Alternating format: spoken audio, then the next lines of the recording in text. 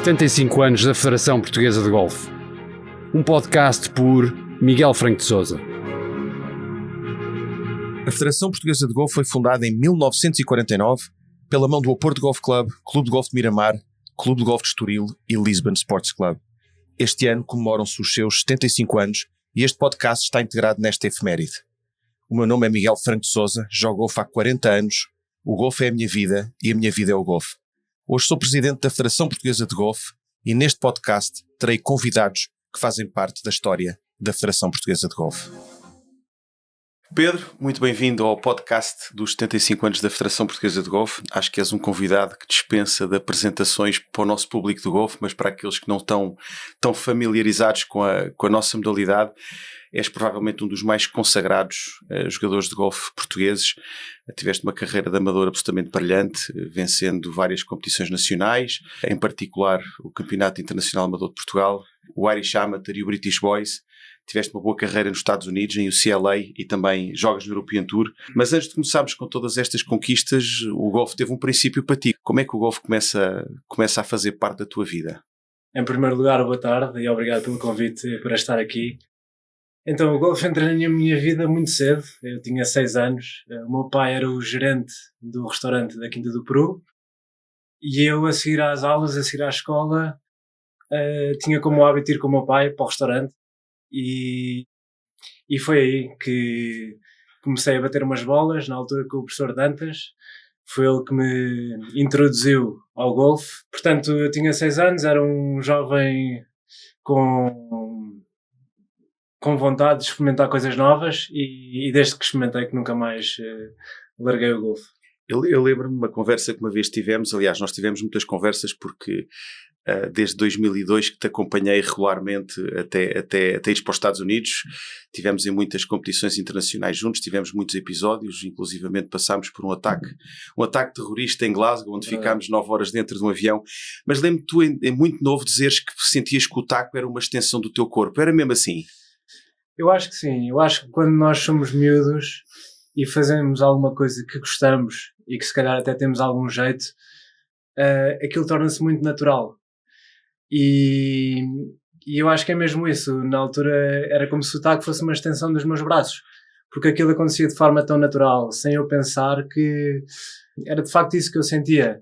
Hoje em dia é um bocadinho diferente. Tenho algumas interferências que às vezes não deixam de ter essa sensação. Como miúdo eu acho que é muito isso.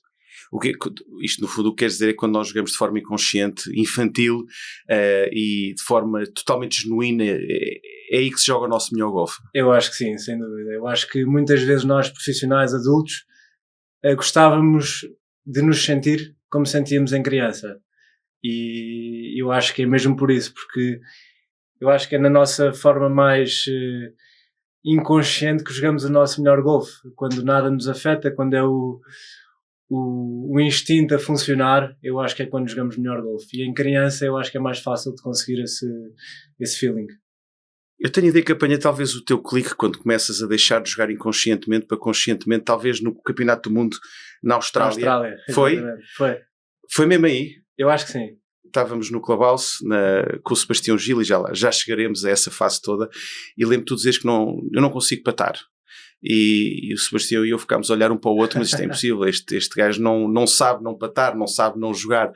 Então confirmas que foi nesse momento que sentiste um clique da consciência do jogo? Eu acho que sim, porque eu acho que o Mundial na Austrália foi em 2008, não sim. Foi? No final do ano. E eu lembro-me de dizer isto para mim em maio de 2008, quando ganhei o Internacional da Irlanda, que quanto mais treinava, melhor jogava. Portanto, era o único fator que influenciava o meu golfe. Era quanto eu mais treinava, melhor jogava. Isto porquê? Porque não havia fatores externos negativos, digamos assim, a influenciar o meu jogo. E eu, quando fui à Austrália, do nada começo a perder um bocado a confiança no putt, com aqueles macaquinhos que hoje em dia eu os conheço muito bem. E comecei para mim, mas eu até tenho treinado o putt, agora chego aqui, parece que não consigo meter um putt de 1 metro, parece que estou com medo de patar. E portanto eu acho que foi o primeiro clique de que se calhar isto é também aqui um jogo mental que é muito desafiante. A arte do golfe eu acho que é mesmo essa, é quando esses macaquinhos começam a entrar, a saber geri-los. Pois até há um livro que chama-se The Lost Art of Putting, que é um livro que acaba por nos dizer que nós devemos patar de forma completamente inconsciente. Não entrando por esses macaquinhos, todos temos, e felizmente tens sabido lidar bem com esses macaquinhos e tens levado uma carreira de sucesso. Mas voltando àqueles anos de 2003, tu fazes parte de uma geração que foi liderada pelo Sebastião Gil, com a ajuda do David Moura, com tantos e tantos atletas que hoje em dia são teus colegas de profissão, alguns, e outros são teus amigos. Como é que foi essa tua vida entre os anos 2013 e 2000 quando é que tu partes para os Estados Unidos, com 17 anos, 2009. Foi uma boa experiência essa escola com o Sebastião, com o David, Ricardo Gouveia, Santos, Gaspar, Joia, por aí fora? Foi uma fase muito boa da minha vida, porque eu lembro-me que ir para os torneios era um excitamento, digamos assim. Eu lembro-me que ia cheio de vontade para os torneios lá fora. Eu acho que não era só pela competição, era também pelo convívio de estar com amigos meus que faziam parte da equipa nacional, de me dar muito bem com os selecionadores da altura, que eram o Sebastião Gil e o David Moura. Eles incutiam na nossa equipa um espírito de grupo muito positivo, que eu acho que nos dava vontade de ir para fora e de competir, e eu acho que o golfe amador e o golfe júnior, digamos assim, tem um bocadinho mais isso do que o golfe profissional. O golfe profissional talvez seja um bocadinho mais solitário. Eu no golfe júnior e amador sentia que estava sempre acompanhado, sempre com apoio, tinha sempre ali um ombro que me podia apoiar, portanto eu recordo com muita saudade e nostalgia esses tempos, mas de uma forma muito alegre ao mesmo tempo. Claro que sim, e também é bom sentir que no final do dia, quer se faça 66, quer se faça 76, há sempre alguém que vai pagar a conta do restaurante. E isso, como profissional, obviamente que é mais difícil.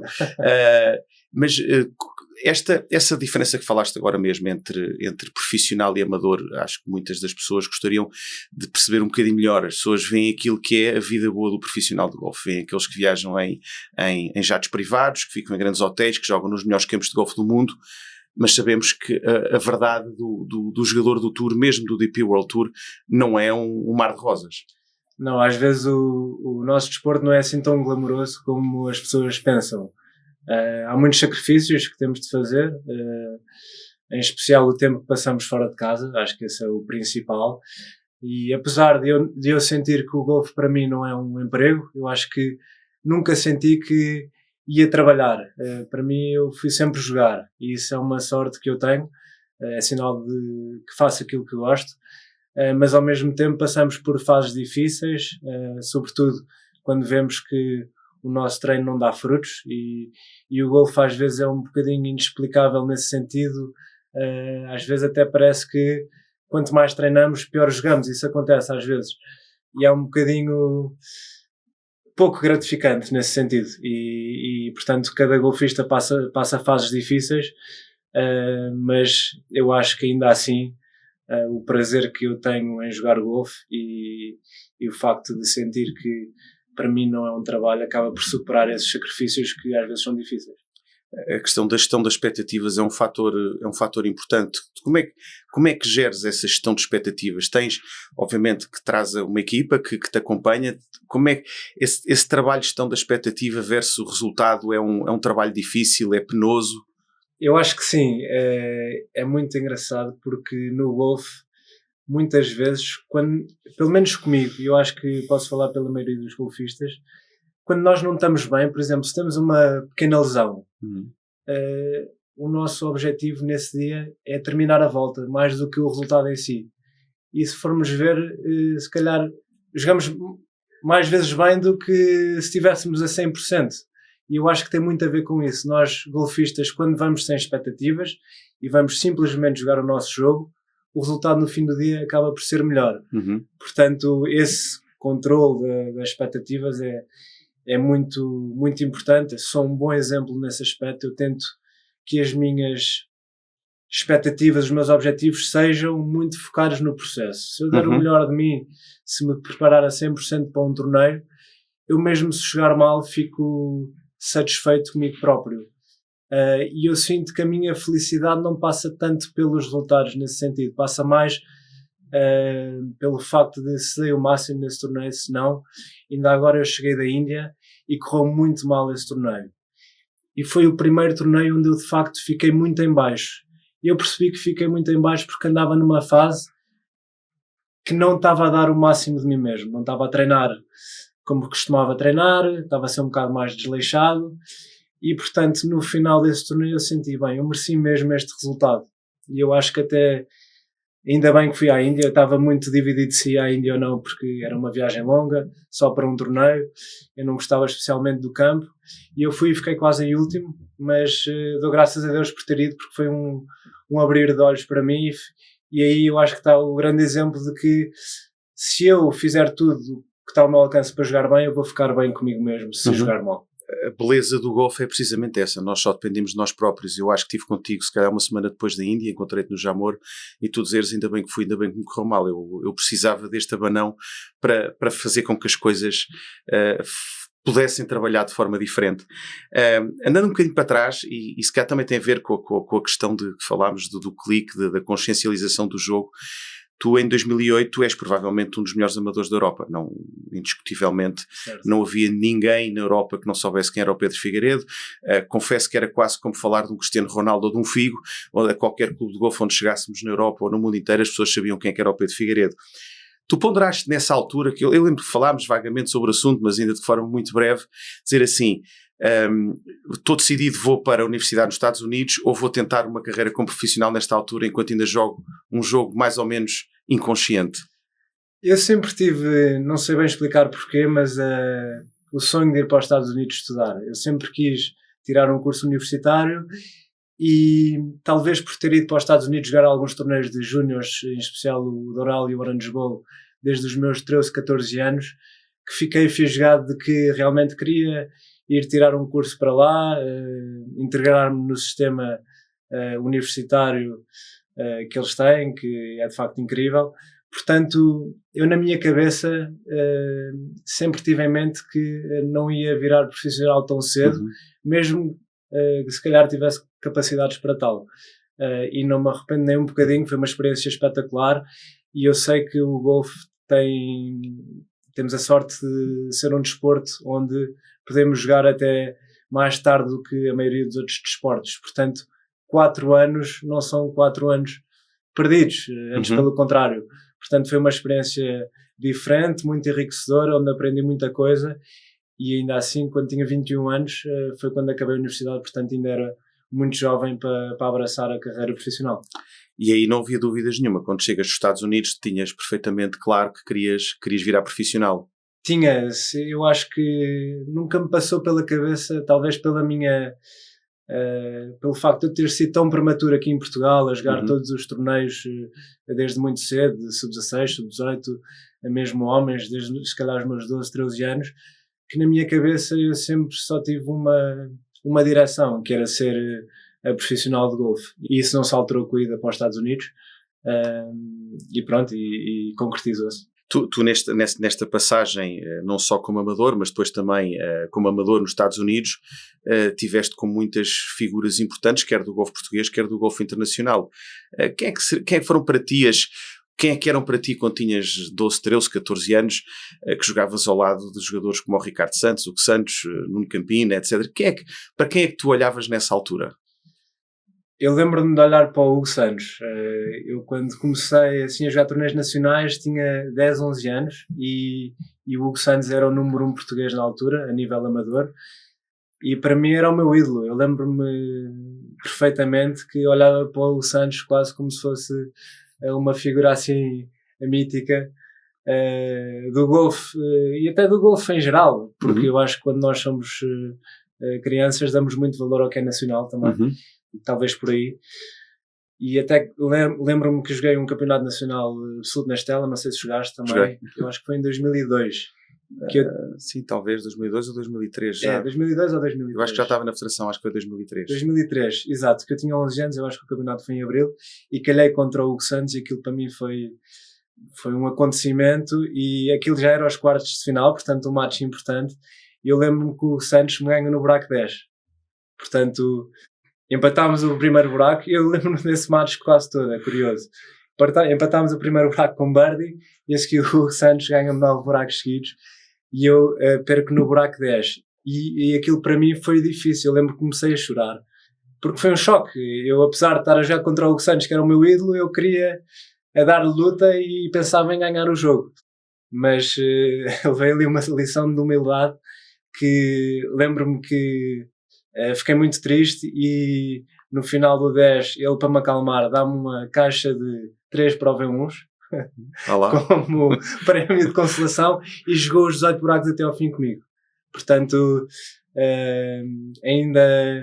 eu acho que ainda ficou mais na minha cabeça essa admiração pelo Hugo. Era de facto um jogador especial, e não entrando muito pelo aquilo que foi o Hugo, mas o Hugo também era um jogador com uma capacidade de jogar um golfe que fosse preciso. Muito natural. Sobretudo quando chegávamos às Ilhas Britânicas, e ele tinha um controle do voo de bola absolutamente extraordinário, umas mãos de jogo curto muito parecidas com o Ricardo. O Ricardo Sim. também tinha um jogo curto, ou tem um jogo curto extraordinário, e foram grandes referências. Lembro perfeitamente disso. É engraçado que tu, aos 12 anos, já, embora não se visse que até essa tua determinação, tu tinhas Killer Instinct. Tu sabias quando entravas numa competição que ias ganhar. Era mesmo assim que tu sentias cada competição onde participavas? Eu acho que sim. Lembro-me de sentir isso mais do que hoje em dia, de que estava ali para ganhar, e apesar de eu me considerar uma pessoa até que não é muito agressiva nesse sentido, eu lembro-me quando estava em campo, era para ganhar, fosse quem fosse, um bocado sem piedade. E apesar de se calhar não mostrar isso em campo, não era um jogador muito efusivo, mas eu dentro de mim estava ali para fazer o meu trabalho e era para ganhar. Portanto, sentia muito isso. Sobretudo até em jogos de match play, que eu acho que é onde se calhar isso vem mais. Sentia sem dúvida essa minha característica. E tens que ter, para se ganhar um British Boys, tem que ter essa atitude, e para ganhar matches no Jacques Leglise, que também tu ganhaste uma Jacques Leglise, salvo erro, em Marianske Lazne, pode ser? Sim, foi na República Checa. Que eu acho que joguei 3, acho que ganhei 2, ou talvez só uma, não posso precisar.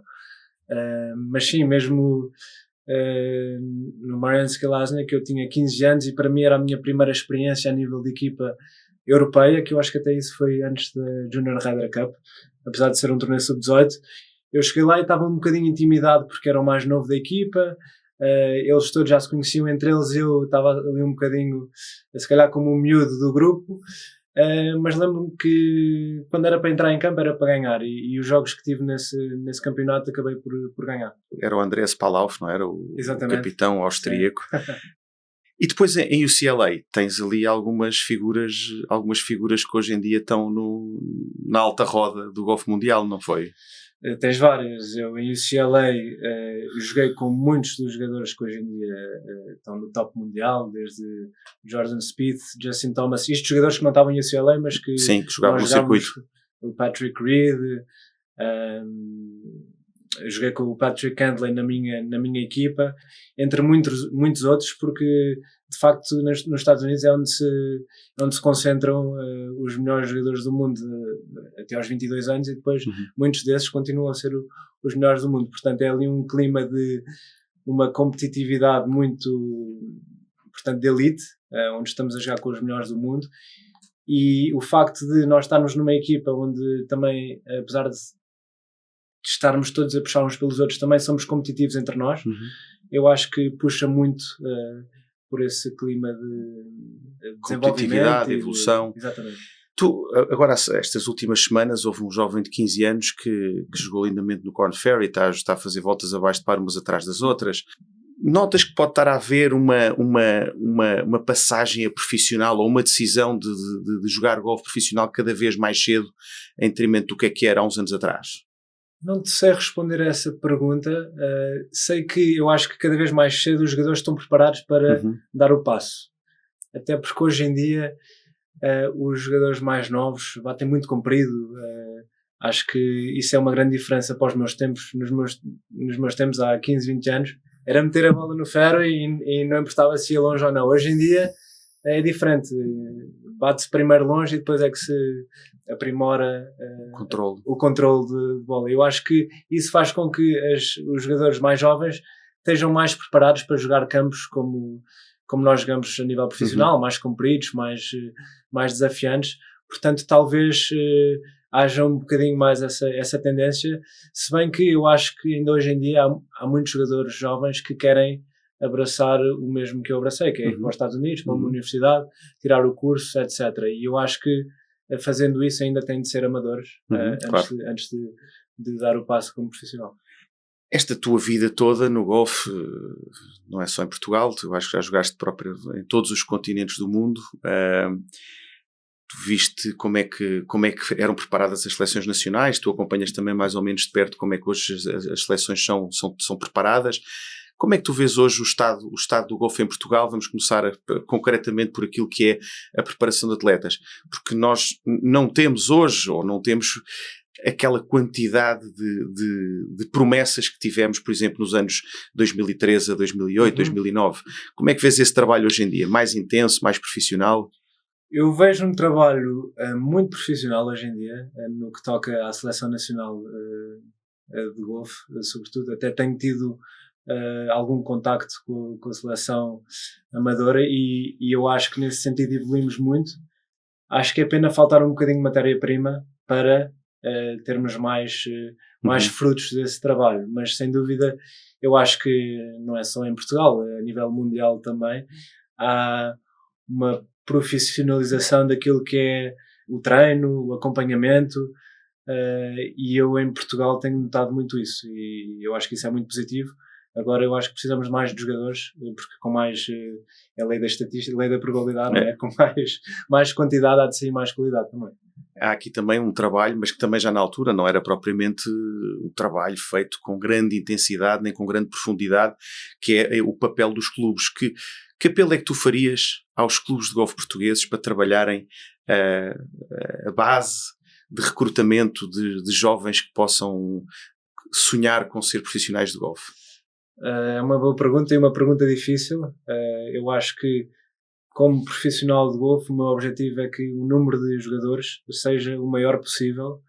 E eu acho que em Portugal temos condições incríveis para que haja muitos jogadores e bons jogadores de golfe. Portanto, eu acho que os clubes, se calhar, são o principal dinamizador, ou têm de ser o principal dinamizador para, de facto, o golfe crescer em Portugal.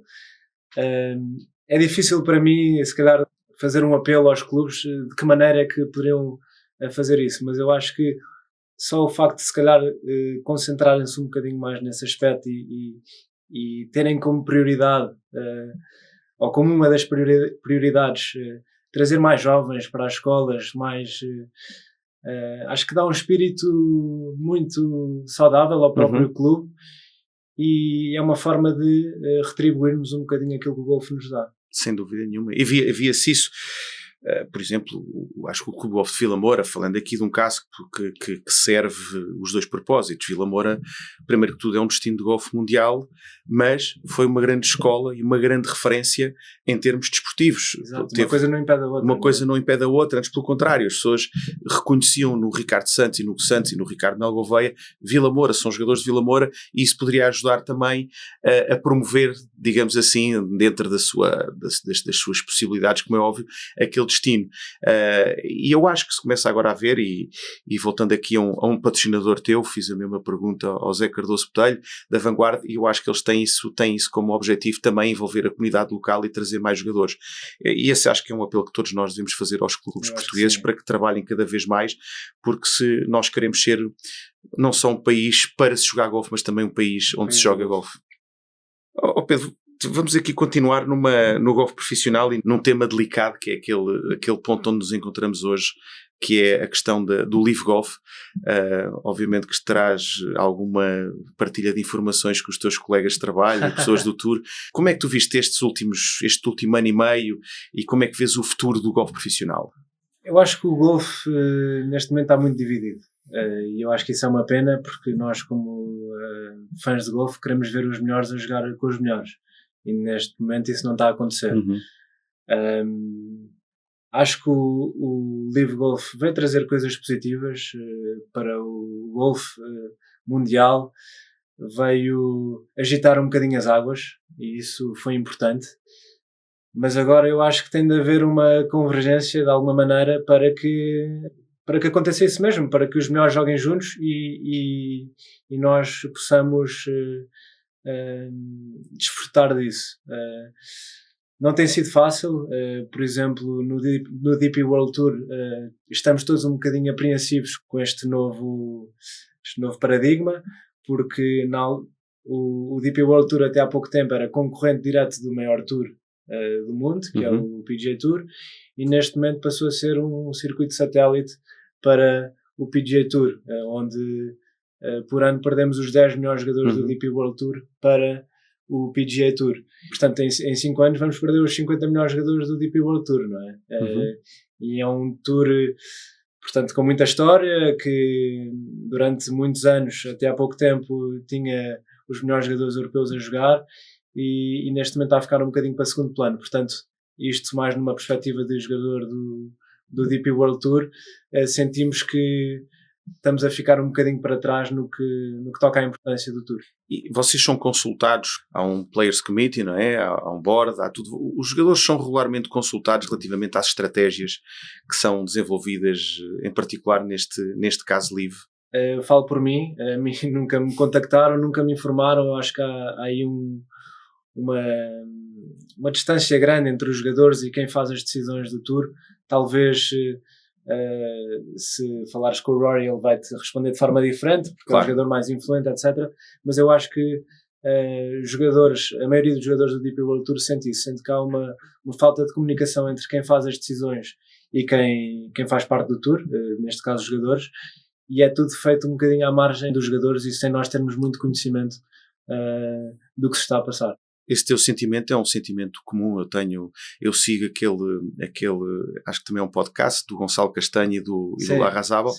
Eles foram muito críticos à atuação do Tour. Obviamente que o Tour não tem a culpa toda, nem o Keith Pelley teve a culpa toda do estado a que isto chegou, mas houve uma grande culpa de deixar enfraquecer e não defender mais os interesses do circuito europeu, o que é pena, porque como dizem, é um circuito histórico.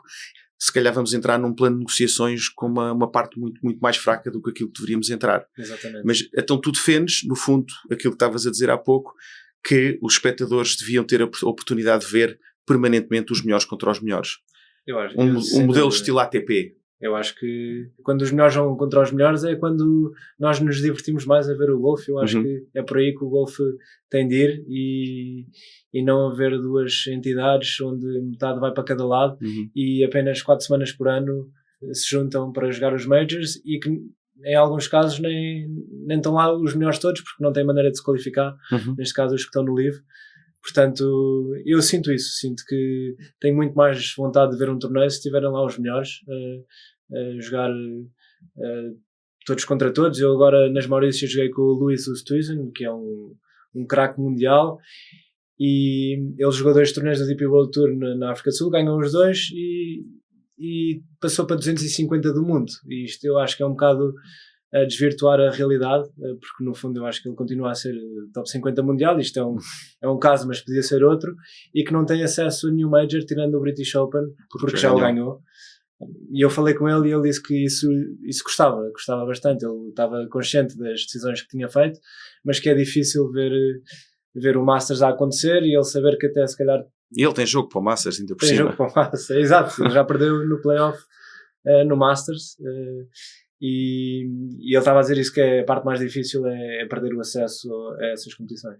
É compreensível. Eu acho que todos os jogadores, aliás diria que a maior parte dos jogadores não tomou uma decisão de ir para o LIV do ponto de vista desportivo porque sabiam das implicações. Foi uma decisão meramente financeira. Sem dúvida. Uma pergunta difícil. Se te fosse colocada a hipótese, vamos-te comparar, por exemplo, com o Richard Bland, que já era mais velho que tu tens 33 ou fazes 33 anos este ano.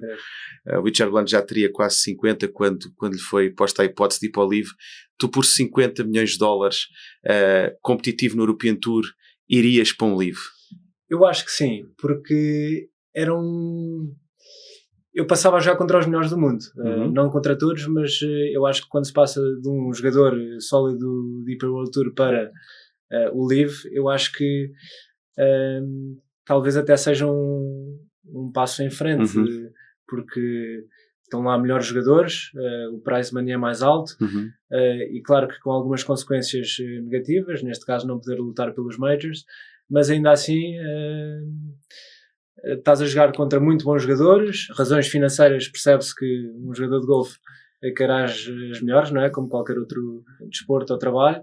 Portanto, eu tenho a minha situação no DP World Tour e neste momento, se o livro chegasse a mim e me propusesse isso, eu acho que não hesitava. Claro. Porque era uma maneira de me tranquilizar em relação à minha carreira, sobretudo no aspecto financeiro, e portanto, se calhar por aí também estou a dizer que facilmente ia para o livro. Mas agora há jogadores que se calhar, se eu fosse o nível deles, se calhar como um Jon Rahm, apesar de ter sido muito dinheiro, pensava no aspecto esportivo em vez do aspecto financeiro. Não sei. Eu vejo um bocadinho isso que tu dizes, porque há determinados jogadores que consigo compreender que vão para o livro. O Richard Bland é um bom exemplo disso, e outros que tal. Há outros que não. Cameron Smith, um Jon Rahm, um jogador como o Chacara, já tenho alguma dúvida se fosse, porque se quer deixar, tu podendo, preferirias deixar um legado histórico, desportivo, a dinheiro? Se estivesses no topo dos topos? Eu diria que não.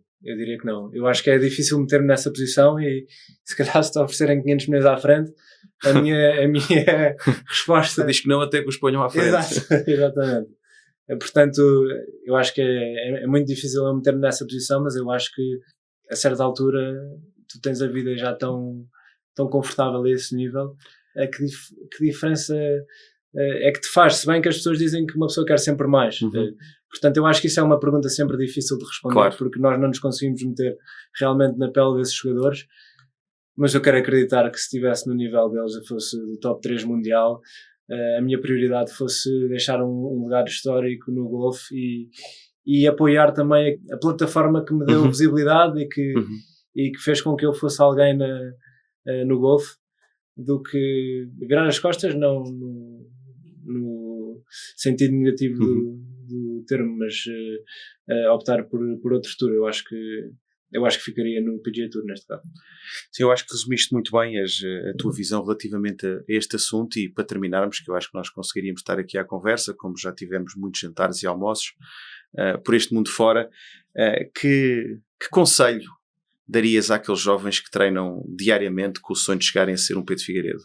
Primeiro, que sonhem mais do que ser um Pedro Figueiredo. Acho que isso é um stepping stone. Exato. Eu acho que no golfe é preciso muita resiliência. Nós passamos por muitos altos e baixos e é aceitar que isso faz parte do processo e do nosso trajeto. Como eu disse há bocado, às vezes treinamos muito, mas os resultados não aparecem e isso muitas vezes é frustrante. Mas temos que levar isso como uma aprendizagem.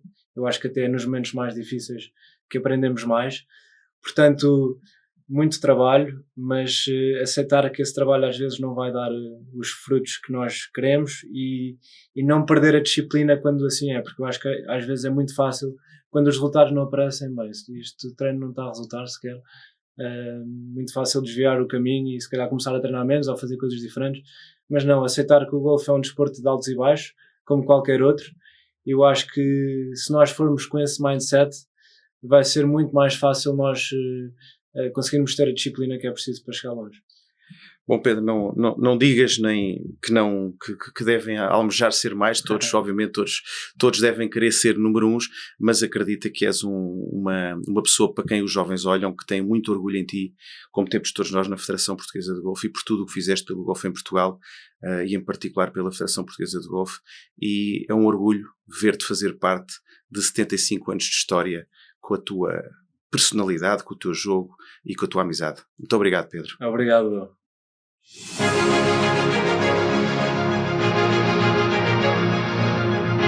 Este podcast teve o patrocínio do Banco BPI e da Vanguard Properties.